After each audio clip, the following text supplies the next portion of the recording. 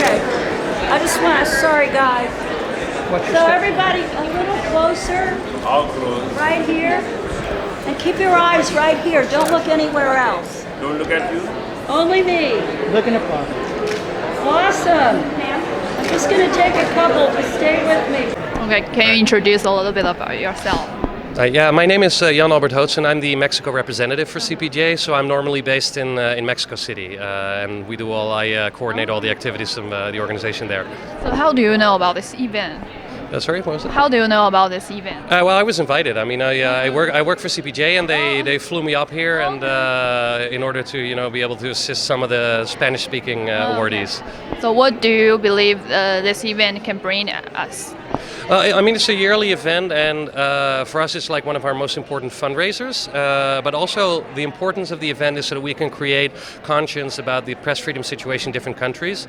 For example, this year we have 2 awardees from Nicaragua, which I think is particularly important because the situation in Nicaragua has deteriorated seriously over the past 2 years. And through the awards and through the speeches that the awardees are giving, hopefully we'll be able to have some impact on these places. Yeah, thank you. All right, no problem. Thank you. So my name is Neha Dikshit. I'm an independent journalist based in Delhi, and I report on politics, social justice and gender in South Asia. And what do you think the most challengeable things in the press freedom today? I would say with using the example of India right now, there are lots of attacks on journalists, physical attacks. Lots of journalists have been killed. Lots of journalists are facing legal cases. And we live in times right now for press freedom, especially in democracies like ours. If we do not give the press the freedom to be critical of what the government is doing, then our democratic rights will not be safe. And that is a challenge. There's a scuttling of press freedom everywhere. And the governments are criminalizing the work that journalists do, and that's a big challenge. It shouldn't be like that. Yes, totally understood. Thank you. Thanks so much. Sir, can you introduce yourself to us? My name is Zaffar Abbas. I'm the editor of a newspaper from Pakistan called Dawn. It is the oldest and the largest circulated English newspaper in the country. Oh, thank you. Congratulations on your Thank you very winning much. tonight. And so how do you feel about attending this event tonight? Well, I am very thrilled, and I'm not just thrilled because I am being given this award, but I believe this is a clear recognition of the struggle of the Pakistani journalists for press freedom. And it's not just about one person, it is about the collective struggle which had been going on for the past many years. During that struggle, journalists have died, journalists have been injured, journalists have been arrested. And now when a big organization like the Committee to Protect Journalists award one of the Pakistani journalists, I believe we have, to a certain extent, made the world realize that our struggle is just, and one day we are going to be victorious. Thank you, and I totally understand. And what do you believe this event can bring to us, to the world? What is happening at the moment is that in many countries, the ultra right-wing forces are trying to suppress free press in the name of nationalism, in the name of patriotism, and this is a kind of virus which is spreading. We have to counter this virus collectively. We have to get together to fight back, whether it is in Pakistan or India or United States or Bangladesh and so many other countries. And unless we collectively raise our voice, these forces of evil who want to destroy free press are going to win. We cannot allow them to win. Thank you so much. Very nice talk. Okay. Thank you. Thank you. Congratulations on your winning tonight. Thank you very much. Can you introduce a little bit about yourself? Yes, I am a journalist from Brazil. My name is Patricia Campos Melo, and I've been reporting on disinformation campaigns and manipulation of elections through social media. Ever since I started reporting on that, I've been suffering threats like many other journalists in Brazil. Mainly women journalists are being targeted. Thank you. And what things you did most that you feel so proud of? My son. My professional achievements, right? I don't know. I try to be fair. And I think I've been trying to listen to all sides and be fair. I think that's the highest achievement a journalist can aim for. Okay. And how do you feel about attending this event tonight? I think it's wonderful because that's going to be very important for all women journalists in Brazil. That's a signal that this kind of attack and threats, this is not acceptable. Yes. And what do you think this event can bring to us and to the world? I think it raises the issue. One of the things is our leaders, right-wing populists, they are pretty much inspired by President Trump rhetoric. But this kind of rhetoric in countries like mine and India, they are not harmless like in the US because we don't have such mature institutions and checks and balances. So it's a very important thing that President Trump notices that his rhetoric is having effects in other countries as well. Understood. Thank you so much. Can you introduce a little bit about yourself? Yeah, my name is Stephen Butler. I am the Asia Program Coordinator at the Committee to Protect Journalists. So I manage the Asia Program, which stretches from Afghanistan to Japan. So you are invited to this event today, right? So how do you feel about this event? Well, it's an important marker for the work that we do. We do it once a year. We select journalists who have had extraordinary experiences and contributions to press freedom. And it's a way to celebrate the work that we do. What do you believe this event can bring to us? Well, I think it helps bring publicity and support for the work that we do, and it draws attention to the importance of press freedom and some of the issues that are difficult these days for press freedom. What do you think the most challengeable thing in the press freedom today? Well, it's complicated, but there are a lot of journalists around the world who are in jail. This is a principal thing we're worried about. We're worried about pressures that are put on media that are causing censorship and self-censorship. I think these are the principal concerns that we have. Thank you so much for your...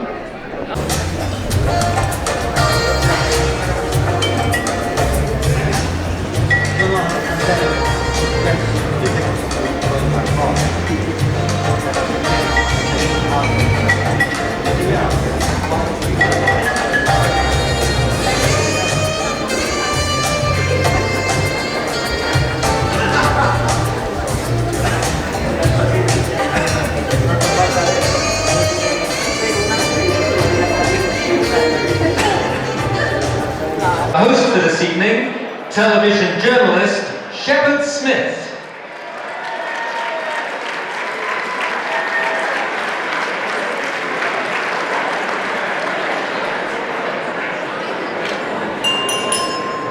They told me to do that.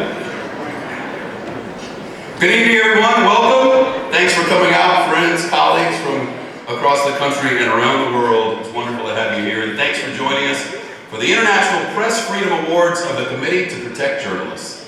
Welcome to all of you here in New York and around the globe who are watching us right now on Facebook Live and Twitter Live for what we know is going to be an extraordinary night, and one at which we're going to ask you eventually to open your pocketbooks with love and appreciation. Let me begin by thanking Thomson Reuters for hosting the cocktail reception that we all just enjoyed. Thank you, Thomson Reuters. And also thank you in advance to the New York Times for the reception, which we'll enjoy a little bit later this evening. Maggie Haberman will be signing autographs, so stand by for that. This is the 29th CPJ Gala, and I'm told some of you were here for the very first one. You knew then that a free press is the underpinning of a democracy, and that cannot be taken for granted. The events of the last decade have shown us, if anything at all, it's that independent journalism is more necessary now than really it ever has been. That, I know, is why you're here tonight, to give your support, both moral and, as I mentioned, as we hope, financial, just a little bit later, to an organization that is there every single day on the front lines in the battle for press freedom. Over the next few hours, we'll get to know 6 outstanding journalists from around the world who are very different, but who have one thing in common. They've all stood up to authoritarian leaders and governments by exposing wrongdoing. In other words, they did their jobs as reporters and editors in countries that portray themselves as democracies. Each story that you'll hear tonight illustrates one of the many challenges faced by journalists really all around the world. Intimidation by the military for our honoree from Pakistan. Imprisonment and exile for our colleague from Nicaragua. Our awardees from India and Brazil both exemplify the courage and resilience that reporters, particularly women, need in order to endure the torrent of vile online abuse and harassment heaped upon them. And our awardee from Tanzania shows how the judicial system can be perverted to slowly strangle independent media with prosecutions and lawsuits. If there's one theme that emerges from CPJ's work over the past few years, it's that nations are becoming far less tolerant of an independent press. Sure, journalists continue to be murdered or thrown in prison when they speak out. But governments have learned other less crude techniques to censor and stifle our work. Concentration of media ownership, whether directly by government or through corporate cronies, has narrowed the choice of independent news sources from China to Hungary. Our belief a decade ago that the online revolution would liberate us now seems a bit premature, doesn't it? Autocrats have learned how to use those same online tools to shore up their power. They flood the world of information with garbage and lies masquerading as news. There's a phrase for that. They dispatch troll armies after critical reporters who were vilified and harassed. Their personal information, such as phone numbers, addresses, and ID numbers, posted and published as an invitation for even more attacks. Investigative reporters are spied on, sending a chilling message to confidential sources that they will be outed if they talk to the press. CPJ has had to develop new skills to counter these very threats. The emergencies response team that they set up just 3 years ago with your financial help now spends much of its time providing journalists with information and support about how to protect themselves from these new digital enemies. Intimidation and vilification of the press is now a global phenomenon. We don't have to look far for evidence of that. That's one reason why CPJ has co-led an initiative to mobilize the American public to stand up for press freedom and actively protect their own right to be informed. As of today, 43 news outlets, tech companies, and nonprofit partners have joined the campaign known as Protect Press Freedom.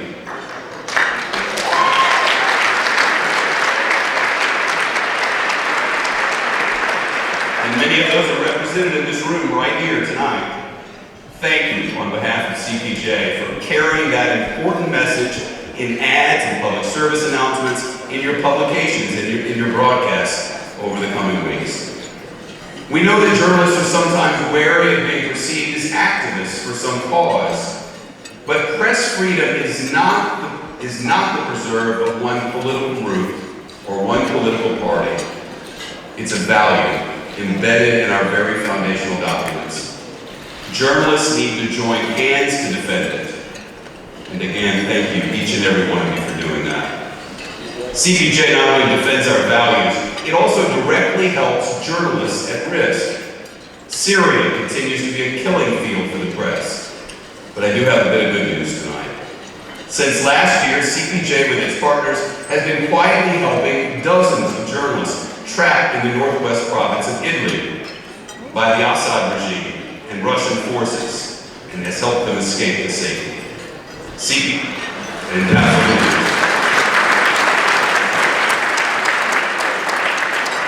CPJ has helped many resettle in Germany, France, and Spain. One journalist who has not yet made it out of Syria is our colleague Austin Tice. Austin has been held captive now for more than 7 years. We all should not rest until Austin Tice is returned to his family, who've been cruelly deprived of news, let alone contact of their loved one since his disappearance happened so long ago.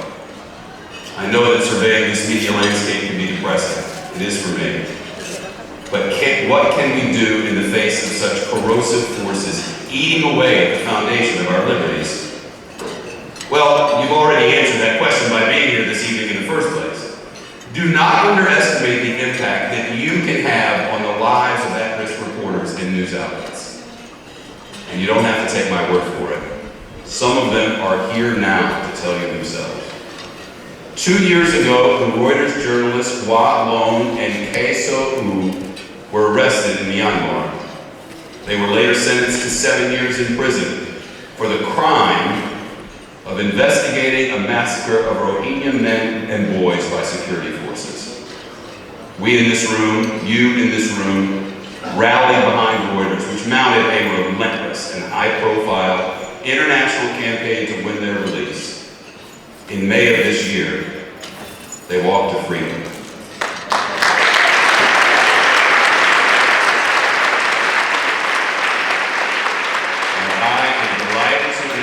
They are with us here tonight. Walu and Kay So-u, welcome.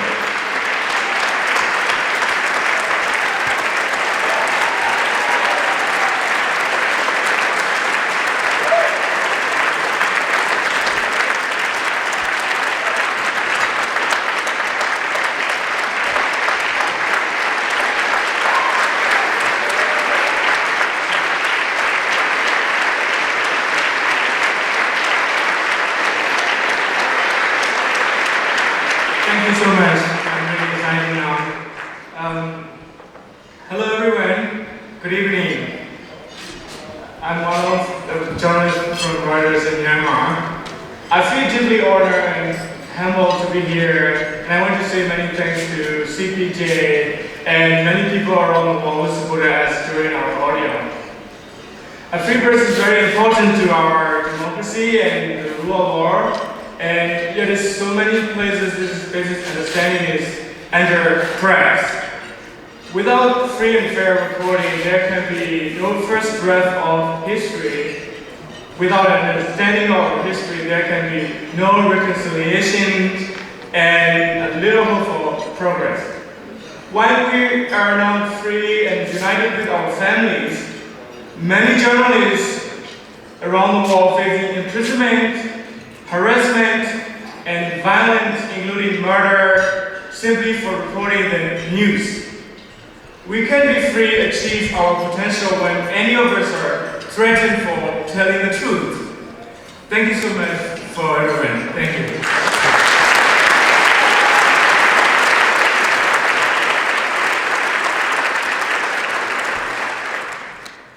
Hello everyone, good evening. I'm Josu, writer's reporter from Myanmar.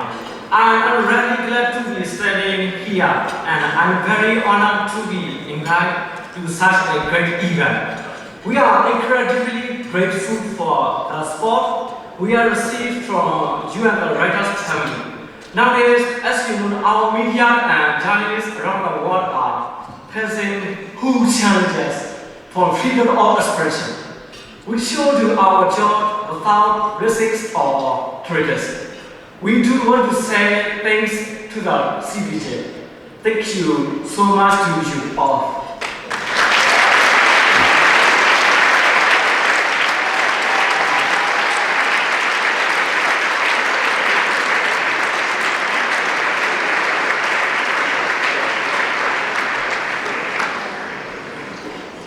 Our next speaker is a giant in the world of philanthropy, social justice, and the arts. Darren Walker is president of the Ford Foundation, a $13 billion institution with offices not just here, but in 10 regions around the globe. He and his foundation show the positive impact that strong civil society institutions can have on all of our lives. He's made his mark on this city, for example, by co-chairing the Mayoral Advisory Commission on City Art, Monuments, and Markers, and serving on the Independent Commission on New York City Criminal Justice and Incarceration Reform. Fortunately for all of us, he's also a board member of CPJ. Ladies and gentlemen, please welcome Darren Walker. Good evening, and thank you, Shepard, for that very kind and gracious introduction. As a member of the board of CPJ, I want to thank you for your support of this organization, its mission, and its vital work. CPJ is needed today more than ever because the very idea of a free press is contested. It's under siege in the United States and around the globe. And so the mission of this organization to fight to protect our free press and the safety of journalists warrants the support of all who care about justice, rule of law, and freedom. It is no hyperbole to say that our democratic values and institutions hang in the balance. And it is journalists who are on the front lines of defending them. And so by protecting journalists, we protect and preserve, promote, and secure democracy. Now, no one understands that better than one of our co-chairs this evening, my dear friend Lorraine Powell-Jobs. Today, there is a new generation of philanthropists who are moving Andrew Carnegie and John D. Rockefeller's ideas of generosity and charity, being mobilized not only by generosity and charity, but called to action to focus on justice and dignity. Over the past decade at Emerson Collective, she has focused her philanthropy on a host of urgent social justice challenges in the United States. Lorraine is focused on these urgent issues like reforming our immigration policy, supporting families at the border, and supporting DACA recipients. Lorraine has been one of the most generous funders of Brian Stevenson's Memorial to Peace and Justice in Montgomery, Alabama. Her passion for education has manifested in the founding of College Track and the XQ Super School Initiative. Lorraine also understands the profound and inextricable link between journalism and justice. And so among her highest priorities has been investing in quality media organizations, most notably The Atlantic, as well as nonprofit journalism like ProPublica. Yeah. Every day, my friend Lorraine puts her own personal and financial capital on the line. She puts it on the line for the sake of others. She puts it on the line for the sake of justice. She puts it on the line for the sake of America. Please join me in welcoming Lorraine Powell-Jobs.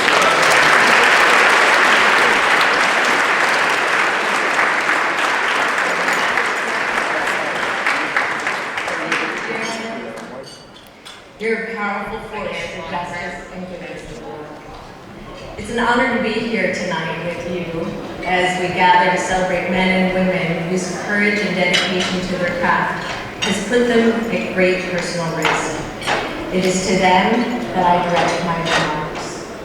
All who cherish a free, open, and informed society stand with you. You go to press with stories that could endanger you and your families.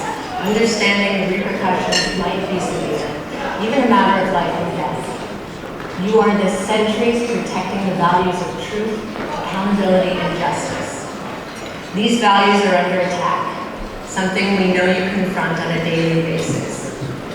In an age of growing authoritarianism and repression of freedom and democracy, we see the very notion of facts and fairness being called into question. That those who cloak themselves in intolerance, nationalism, and corruption would attack the press is to be expected. This has long been the playbook of despots. It is not a coincidence that the founders established a free press in the very first amendment to our Constitution. They knew tyranny, and they understood that an independent press, which we gather to celebrate tonight, is an essential counterbalance to those who abuse power. We see this counterbalance in action today, both here in the United States and around the world. Through your dedication and courage, malfeasance is being exposed and lies are revealed. In return, you endure attacks on your credibility and your patriotism. Epithets like fake news and enemy of the people are now commonplace. Much of that is in response to your reporting on those with power, political or otherwise. But of course you do much more. You seek out the voices that all too often go unheard. The marginalized, the oppressed, the dispossessed. You provide context to complicated narratives. You inform, enlighten, and even entertain. You allow for shared moments of levity and empathy. You head out into a difficult and complicated world, and you tell us the stories that allow us to learn, to make informed decisions at the ballot box, and keep us smartly engaged in civic life. Growing up in West Milford, New Jersey, almost every family I knew had the local paper delivered in the morning, an enterprise fueled by children like myself and my 3 brothers. That job was more than a way to earn some extra money. We were part of a pattern of American life, a democratic routine, in which journalism was an instrument of enlightenment and sometimes even troublemaking, good troublemaking. This belief has only deepened for us at Emerson Collective. Through our work in education, immigration, voting rights, and the environment, we understand how vital journalism is to a just society. There can be no progress without the information to inform it. No sense of shared community or values without the stories that bind us together. At the same time, we're experiencing a fundamental change in the way that people are consuming journalism. Traditional business models have been buffeted by the digital revolution. As a result, scores of local newspapers have closed. Long-form and investigative journalism is underfunded, as you all well know. Too much of what takes place in the corridors of power is left uncovered because of the lack of resources. There have been some positive developments too. There are more diverse voices reporting the news than when I was growing up. And there are exciting new approaches to creative and responsible storytelling. But these fruits of innovation must be allowed to flourish without interference by government or greed. At Emerson Collective, we recognize that we can play a part, and we encourage others to follow. It has become one of the great pleasures of my life to be associated with the brilliant journalists at the Atlantic, and the extraordinary teams of ProPublica, the Texas Tribune, the Marshall Project, the American Journalism Project, and many others. Journalism has traditionally been a competitive business. I know there's nothing many of you in this room love more than a good, clean scoop. And a friendly competition drives a lot of great reporting. But here's what the enemies of a free press don't understand. While we might work for different news organizations, speak different languages, or live in different countries, to be part of this endeavor is to be part of a community and a cause larger than ourselves. Look around tonight at all of you who've gathered and supported CPJ. This organization says no matter who you are, if you are a reporter and you're in danger, we have your back. You are not alone. You will not be forgotten. We cannot afford to underestimate the ruthlessness and treachery of those who would undermine our free press. But we must not also underestimate our collective strength. Being here tonight and looking out at all of you, I'm filled with confidence not only in the justice of our pursuit, but also in its future. I sense the resolve and determination. Both of these are hallmarks of great journalism. In a struggle for the soul of this nation, in a battle for justice around the world, I'm honored to be on your side, the sight of all of you who are fighting for truth. Thank you very much.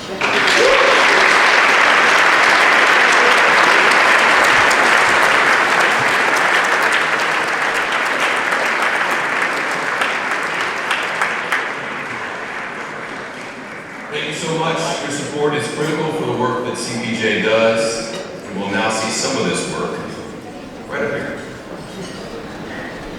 Jason Rezaian is spending his 447th night in a jail in Iran tonight. the notion that that work was somehow espionage related, for me, signaled a low point in my career and also sounded an alarm for what was to come in other societies. We had a massive movement of protest in Nicaragua against the Ortega regime. The press became a target of repression. The main threat against journalists in Nigeria today is a government that is intolerant to freedom of expression. A single tweet can land you in detention. Barely 2-3 months after my program launched, the government came crashing down on us. They said I was guilty of treason. So I had to just leave the country to safety. After the publication of the Panama Papers, my mother, Daphne Caruana Galizia, was assassinated using a car bomb. The police raided my office on charges of conspiracy to topple the government. On a mis des explosifs sous le siège de ma voiture. J'ai été amputée de mon bras gauche et de ma jambe gauche. I got attacked and my equipment got smashed up. My husband went missing after months of being under surveillance. I got tortured that night. I received anonymous death threats saying I would be the next to be killed or disappear. A deal was offered that I would be released provided I stayed quiet. I refused to accept those terms. Indisputably, things have gotten far worse for journalists. Si vemos hace 20 años y comparamos con lo que vivimos ahora en 2019, vemos que prácticamente la industria del medio fue desmantelada. We all used to run around with press written on everything because they were no much rules that were respected. For the last 10 years that really has changed. We are now essentially targets. It has become a part of the world we live in that governments target dissidents, critiques, journalists. In Ghana, we used to think that we had a free press, and in recent weeks and months, there have been a number of incidents where journalists have been attacked for doing their work.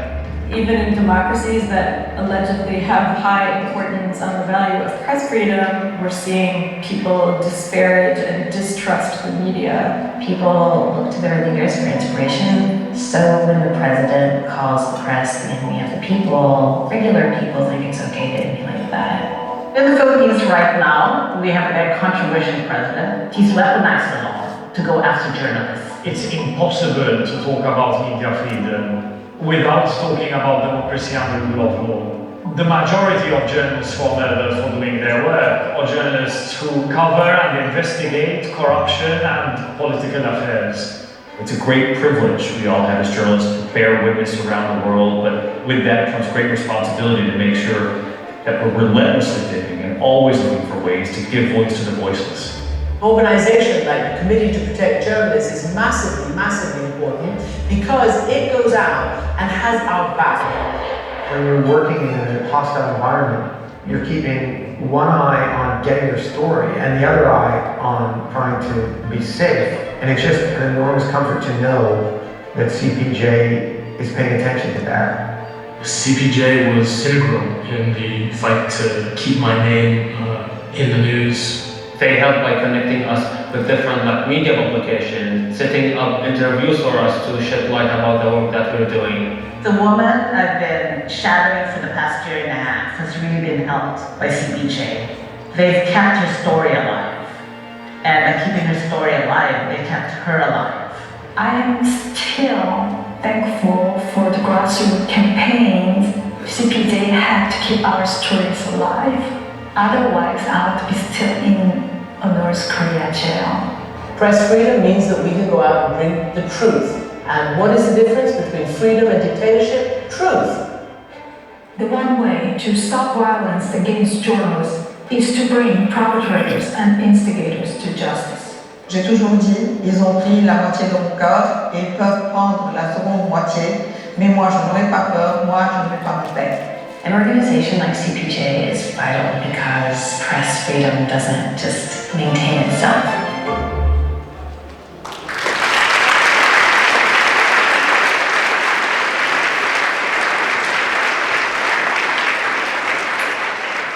Good evening. My name is Kathleen Carroll, and I serve the Committee to Protect Journalists as the board chair.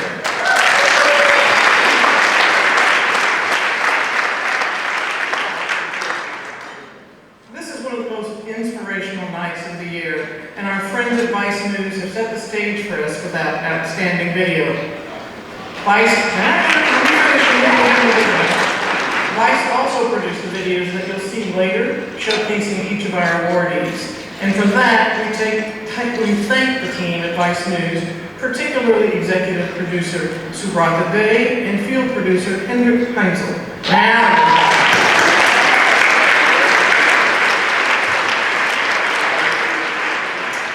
We are also indebted to the Emerson Collective, to Lorraine Powell Jobs, and to Peter Lattman for chairing tonight's dinner. And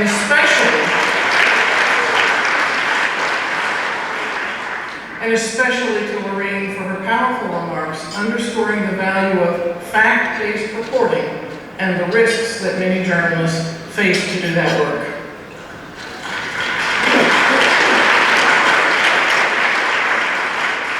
Her message is one that tonight's awardees delivered with deep personal resonance to Vice President Mike Pence during our meeting in his office earlier this week. Tonight, I hope you enjoyed the lovely opening reception sponsored by our friends at Reuters. Thank you to Thomson Reuters CEO Jim Smith, Editor-in-Chief, and CPJ board member and my friend Steve Adler, and all the great folks at Reuters for your steadfast support of CPJ's mission.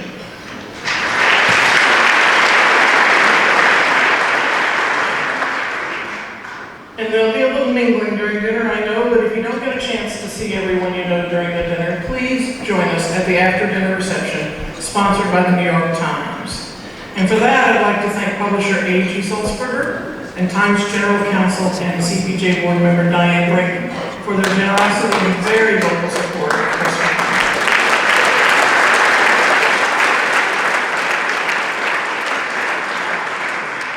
And finally, my thanks to Shep Smith for hosting with his customary skill and grace.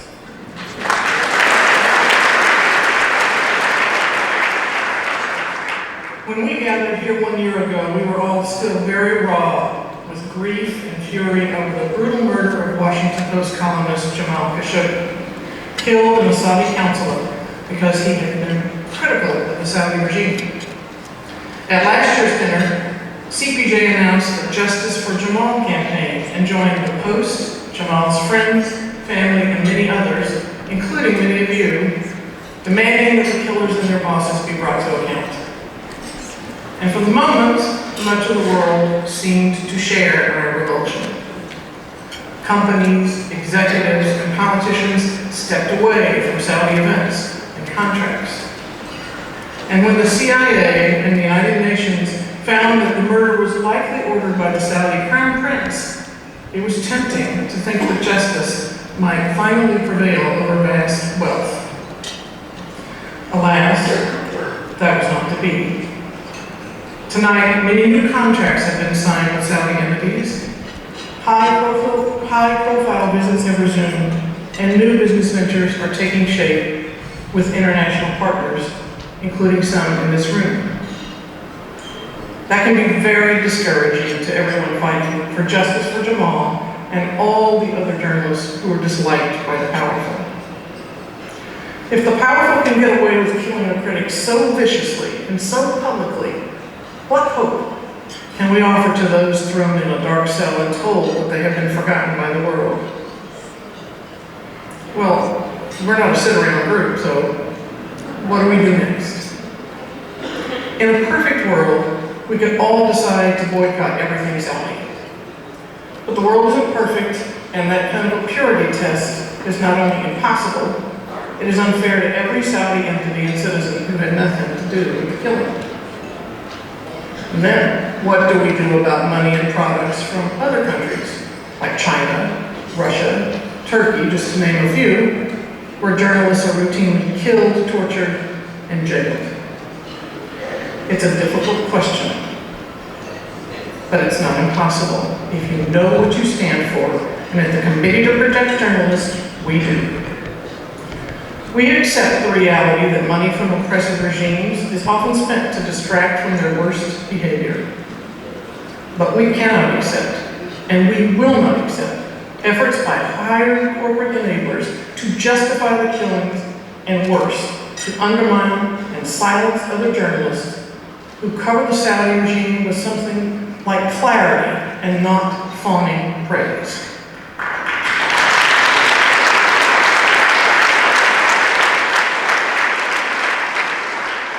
And we will not accept mealy-mouthed rationalizations from corporate chiefs who have swooned over the Crown Prince's soft tones and deep pockets.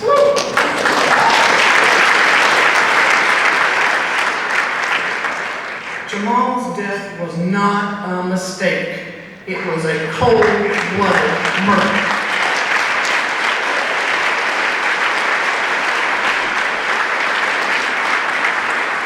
And there are not enough reals in the world to wash away the stain of his blood or the guilt of his killing.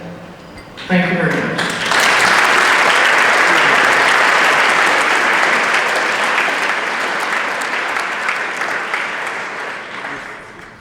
Thank you so much, Kathleen. Our first presenter this evening knows all about the pitfalls that await an independent news organization in these turbulent times.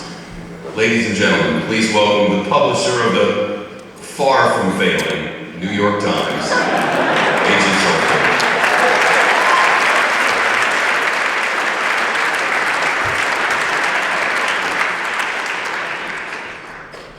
Last spring, years of simmering unrest erupted into demonstrations against Nicaragua's leader, Daniel Ortega. Hundreds were killed, thousands were injured, countless more fled the country. And one television network, 100% Noticias, covered the unrest around the clock, blunting the government's attempts to control the narrative with propaganda. The two brave journalists who lead the network, Miguel Mora and Lucia Pinedo Bao, were soon arrested by riot police and charged by the government with promoting terrorism and inciting rebellion. Echoing the dangerous rhetoric championed by our own president, they were accused of broadcasting false news.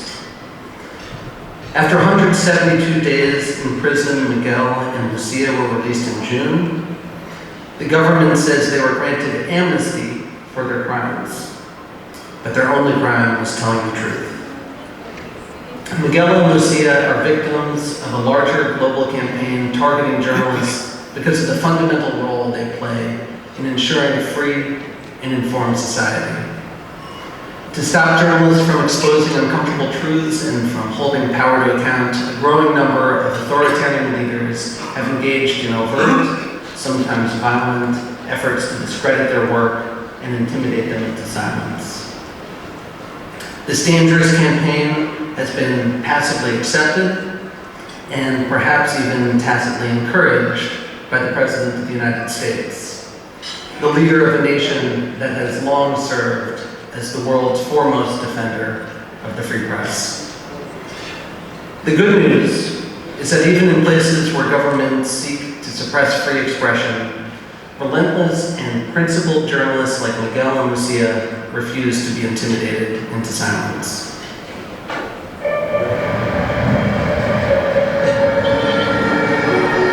Ejercer el periodismo en Nicaragua es una cuestión de vida o muerte. Tu estado físico no está garantizado porque te pueden golpear, te pueden torturar, te pueden secuestrar. Ellos quieren desenfocarte del trabajo. Te amenazan, no saber si vas a regresar a tu casa. Protests in Nicaragua began in April of 2018. As they were intensifying, at CPJ we were starting to think about what that meant for journalism. The 100% Noticias, Miguel and Lucia's team was part of that movement from the beginning. La gente sigue en línea, todos tienen sus barricadas de autoprotección. The threats against journalists intensified as the spring and the summer went on, and eventually in December there was a police raid to the offices of 100% Noticias. La información de última hora es que hay presencia de antimotines y quieren entrar aquí a 100% Noticias. Ellos comenzaron a acercar con grupos policiales y paramilitares Nosotros decidimos conscientemente llegar hasta el último minuto y segundo de transmisión en el canal. Se llevaron preso nuestro director Miguel Luna. Yo no he cometido ni había cometido un solo delito, y que te acusen de terrorista, de asesino, y que te lleven a una tumba, porque no es un calabozo, que estas prisiones son tumbas. Tanto Miguel Mora y Lucía Pinedo estuvimos en prisión durante 172 días. Se nos acusó por incitar el odio, el terrorismo y todo eso, y nos decían a cada rato que éramos terroristas, golpistas. Me aislaron totalmente. No sé si el objetivo era que yo quedara loca. Aquí ellos te juzgan, te aniquilan, te entierran y partes sin novedad. Once Lucia and Miguel were taken, CPJ went to full advocacy mode at an international level and really fought hard to see them released. That eventually turned into CPJ helping journalists who were having to leave the country. Bienvenidos, aquí estamos en una casa donde estamos alquilando en común un grupo de periodistas nicaragüenses y estamos compartiendo espacio físico, tanto de vivienda y también como de oficina. 1, 2, 3, graba el audio. Yo creo que el Comité de Protección de los Periodistas es importante porque elevó su voz a nivel internacional para que nuestro caso se visibilizara pues, a nivel mundial. Este premio ha venido a ser como un abrazo de solidaridad, porque reconocen que hicimos lo correcto. Gracias, Padre Celestial, por la libertad de Nicaragua, la libertad de los presos políticos, por nuestro derecho a informar en completa libertad. El periodismo para mí es un derecho inalienable. Voy a regresar a Nicaragua y decirle a la dictadura, miren, el mundo nos premia y a ustedes los sancionan.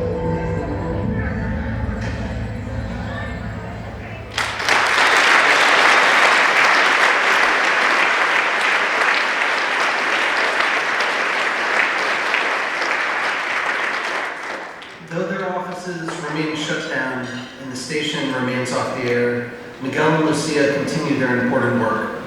Miguel has turned 100% Noticias into a fearless online news organization, and Lucia continues to lead the coverage of Nicaragua while in exile in Costa Rica. And given the history of this award, I feel especially lucky to say that they are both here with us tonight. So please join me in honoring Miguel Mora.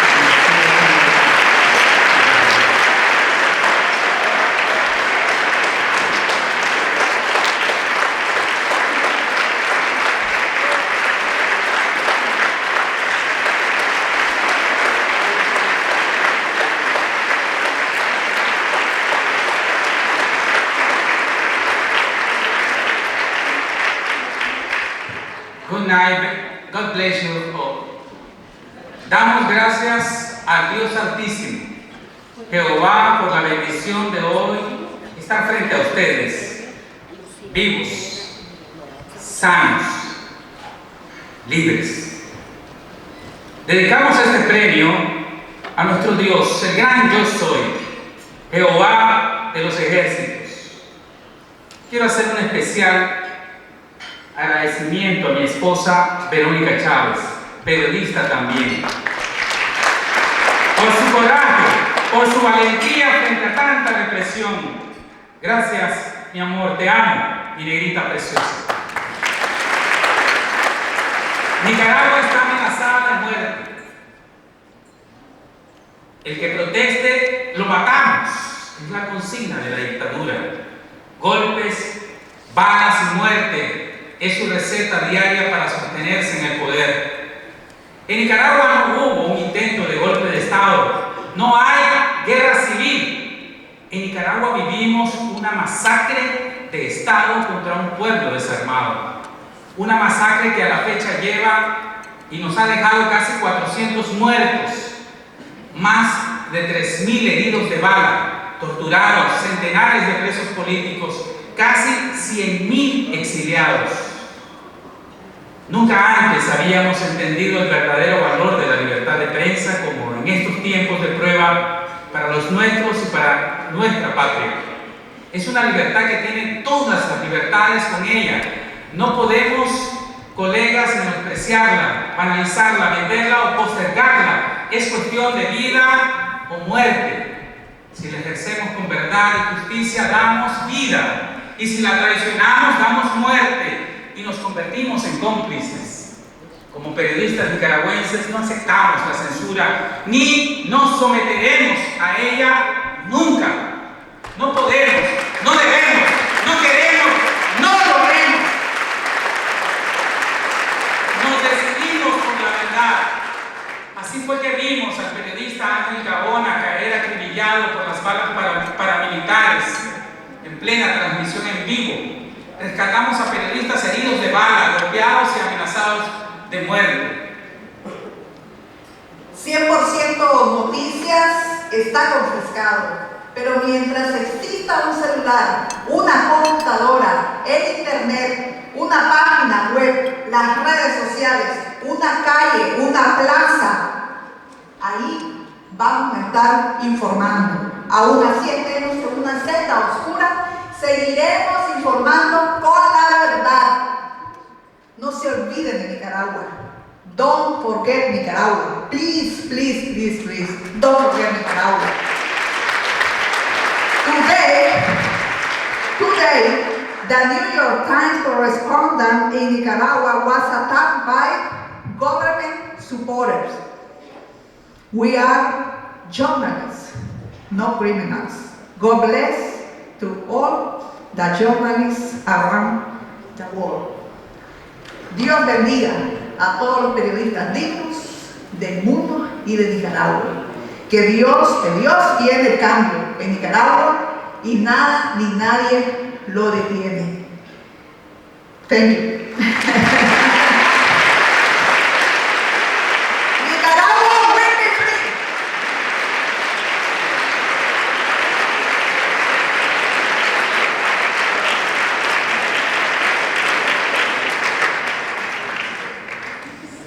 Poring over documents and chasing down sources for months on end, that's the old-fashioned way of uncovering stories.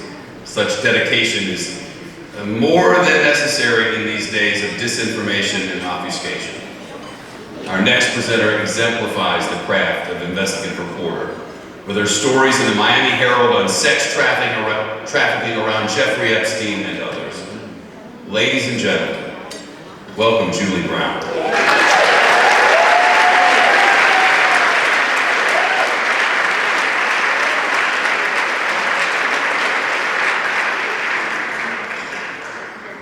It's no coincidence that I'm here this evening to present an award to an investigative journalist. It's not easy to report on human trafficking and sex slaves in India, especially when those implicated have strong ties to the center of power.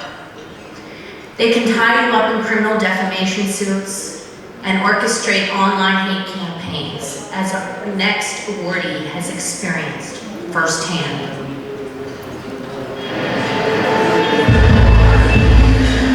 My name is Neha Dixit. I'm a journalist based in Delhi. I report on politics, social justice and gender in South Asia. In 2016, I had done a report on child trafficking of 31 tribal girls from Northeast India. Neha Dixit has been covering child trafficking in India quite extensively. There's a story she wrote on child trafficking in madrasas in Delhi. She wrote about child soldiers being used by Maoist groups. And then she, of course, wrote about child trafficking involving members of a Hindu nationalist group. Shortly after that story was published, she got the news that there was going to be a police investigation filed against her.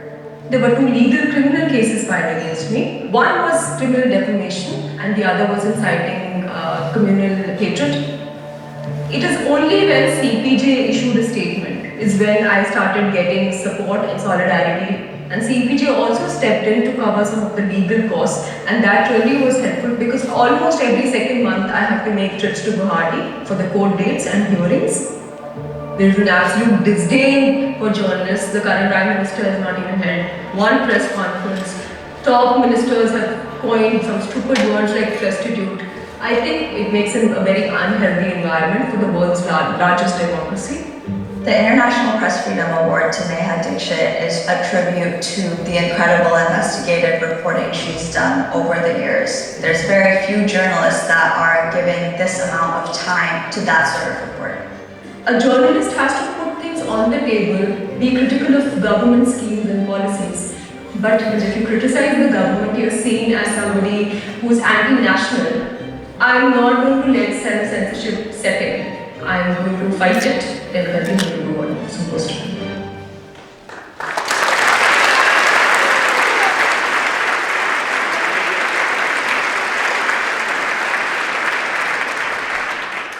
Neha truly is a model of courage and persistence for investigative reporters everywhere. It gives me great pleasure to present the 2019 International Press Freedom Award to Neha Dixit.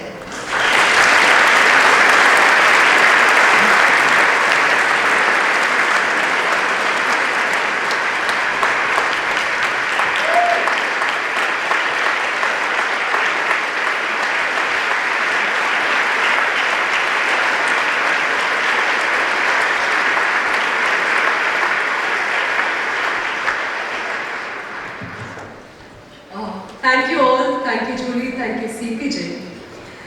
When I wanted to go to college in Delhi to study journalism, most of my family was up in arms. No girl in my family had gone to any other city to study, and journalism was not seen as a decent job for good girls. So that barrier was passed and I became a bona fide spoiled girl, and there's no looking back. Then there were years with sexism in the workplace, censorship, and editors who called me a little girl and not to do back of the beyond bleeding heart stories. One learned a way to surpass that too. The last couple of years have been about endless follow-up and legal cases, death threats and rape threats, complete with descriptions of how it should be conducted on my body. They've also been about being held physically hostage by right-wing Hindu fundamentalists while reporting. Each time I exposed a case of extrajudicial killings by Indian police, I got repeated phone calls from the top cops informing me that if I continue, they'd know where my family members live. I learned to turn a deaf ear to that too. There's no other way. But despite all this, the question is, why do we still continue as journalists? My small mind tells me that we are diseased, addicted, and it is fueled by not just our own fixation on speaking truth to power, but also driven by the energies of our colleagues globally. You realize that each of your battles, personal and professional, is not unique. We are all in it together. And this is the first time in Indian history the Prime Minister, in this case Narendra Modi, has not addressed a single press conference in 5 years. In fact, a central government minister has coined and normalized the word prostitutes for journalists who do their jobs. With the rising number of killings, arrests and attacks on Indian journalists on a daily basis, the government has created an air of censorship. I'm deeply honored and humbled to receive this award, but this is not about me alone. My strength is not mine alone. It comes from the hard work and dedication of several of my colleagues who repeatedly keep setting examples of exemplary shoe leather journalism in these hard times. Let me make a small mention that most of them are women journalists.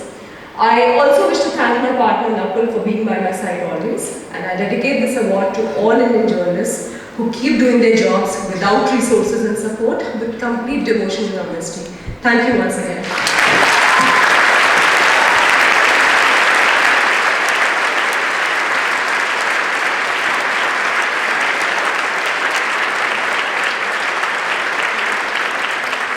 Thank you. Earlier this evening, we celebrated the release from prison of our colleagues from Nicaragua. The award that CPJ gives to imprisoned journalists has a remarkable success rate, but the record isn't perfect. There's more to do, and you can help. Deep in Central Asia, CPJ's awardee, Azimjan Rostov, sits behind bars. He's been there for 9 years, sentenced to life in prison. In Kyrgyzstan, critical journalism is often a crime. CPJ's Gulnoza Saeed talked her way into that prison this summer to see him for the very first time, and she was horrified by the conditions in which he's being held. But she came away inspired by his refusal to be intimidated. To our knowledge, Azim John is the only recipient of the CPJ award who's still locked up, and obviously CPJ wants to change that. Azim John doesn't get many visitors or very much mail at all, but he is allowed newspapers. So, in the reception hall, you're going to see a newspaper that CPJ has produced, and right here is a column that's blank. And here's where you step in. He gets newspapers. So let's let him hear from people who care for and love journalists. There's a place for you to write here. If you take a little time and think about it a minute, not, hey, love you, hope you're home soon.